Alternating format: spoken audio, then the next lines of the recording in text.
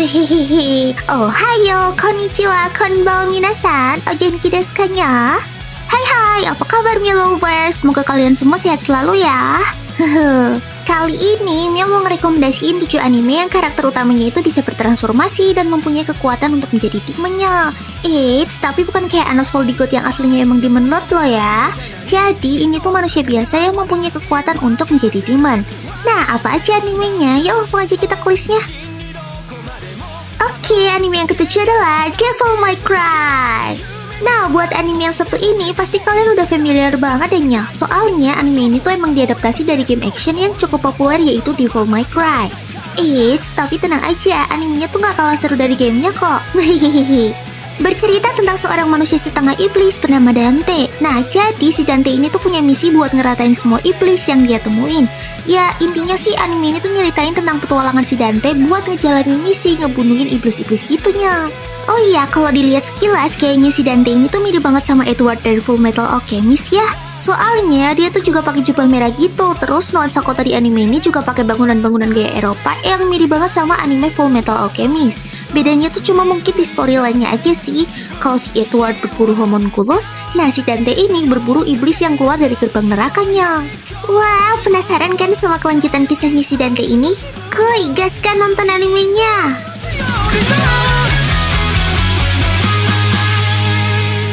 Anime yang selanjutnya adalah Ushio Totora. Bercerita tentang seorang anak bernama Ushio Otsuki yang merupakan anak dari pemilik kuil kuno yang punya sejarah panjang. Nah, suatu hari papanya Ushio ini berencana buat pergi keluar kotanya. Terus dia tuh nyuruh Ushio buat beres-beres buku tua di gudang belakang. Nah, tanpa sengaja Ushio ini kesandung sama sebuah pintu kecil yang mengarah ke bawah tanah gudang. Karena penasaran, akhirnya dia tuh ngebuka pintu kecil yang super berat itu. Gak disangka, ternyata di dalam gudang itu ada siluman buas yang lagi ketusuk tombak legenda yang sering diceritain ayahnya buat ngebasmi yokai dan siluman. Nah, karena si Ushio ini gak sengaja ngebuka segel yang dipakai buat nahan aura dari siluman itu, akhirnya banyak yokai-yokai yang jadi tertarik dan ngumpul di area itunya. Singkat cerita, waktu itu tuh ada Asako dan Inoue yang mampir ke rumah Ushio buat ngambil catatan. Terus karena banyak yokai-yokai yang datang dan berniat buat nyerang mereka, akhirnya Ushio tuh gak punya pilihan lain selain ngebebasin siluman itu dan minta dia buat ngebantuin Ushio ngusir para yokai itu. Nah, berhasilkah Ushio membasmi para yokai itu?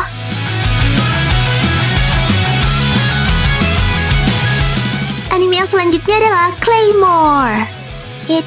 Anime yang satu ini tuh emang termasuk anime jadul sih, tapi asli deh ceritanya tuh keren banget loh. Mia juga suka banget nih sama sifat MC-nya yang cool gitu. Anime ini berlatar di zaman dimana manusia hidup berdampingan sama makhluk pemangsa bernama Yoma. Jadi Yoma ini tuh kayak monster gitu yang kerjaannya makanin manusia. Nah, Yoma ini punya kekuatan, kecepatan, dan daya tahan di atas manusia biasa. Bahkan mereka itu tuh bisa menyamar jadi manusia loh. Wah, ngeri banget ya kalau misalnya kita tuh gak bisa ngebedain mana manusia, mana monster. Nah, karena banyak Yoma yang menyamar jadi manusia, mereka tuh gak bisa dibedain sama orang biasa secara kasat mata, kecuali sama seorang Claymore-nya. Claymore sendiri adalah kesatria anti Yoma yang udah dilatih sejak kecil oleh organisasi tanpa nama. Jadi mereka tuh dilatih dan dididik buat jadi prajurit yang bisa ngeburu dan ngalahin Yoma. Tapi nih, bukan cuma dilatih biasa, para Claymore ini diubah menjadi manusia setengah Yoma dengan cara memakan Yoma. Nah, karena udah makan Yoma, mereka tuh jadi punya kekuatan, kecepatan, dan daya tahan yang melebihi Yoma itu sendirinya. Terus, suatu hari, seorang Claymore bernama Claire dapat misi buat ngebunuh Yoma di sebuah kota. Nah, singkat cerita, di kota itu dia tuh ketemu sama seorang anak laki-laki bernama Raki yang akhirnya dibuang sama orang-orang karena dia dianggap sebagai Yoma. Nah, gimana kan nasib Raki yang selanjutnya?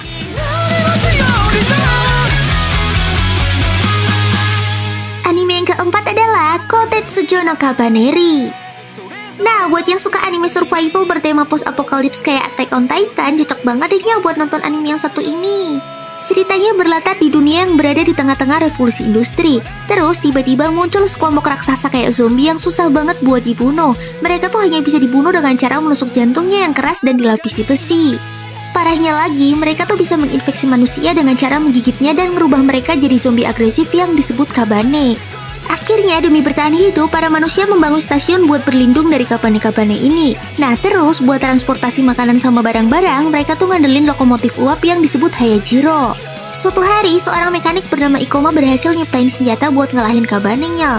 Tapi apesnya, habis itu stasiun yang dia tinggalin malah diserang sama Kabane. Dan dia nggak sengaja digigit sama Kabane, walaupun dia berhasil buat ngebunuh Kabane itu pakai senjata rakitannya. Terus, karena si Ikoma ini tuh nggak percaya kalau gigitan Kabane itu adalah kutukan, akhirnya dia tuh berusaha buat ngehentiin infeksi Kabane di badannya. Dan berhasil selamat. Tapi dia tuh jadi kayak setengah zombie gitu loh. Nah, sayangnya orang-orang tuh pada nggak percaya kalau dia tuh bukan Kabane dan mereka ngebuang Ikoma di tengah jalan. Tapi nih, karena si Ikoma tuh niat banget buat nunjukin tekadnya, dia pun nyerang Kabane-Kabane itu dan nyelamatin Hayajiro yang lagi dinaikin orang-orang buat kabur dari situnya. Wah, gimana kelanjutan nasib Ikoma?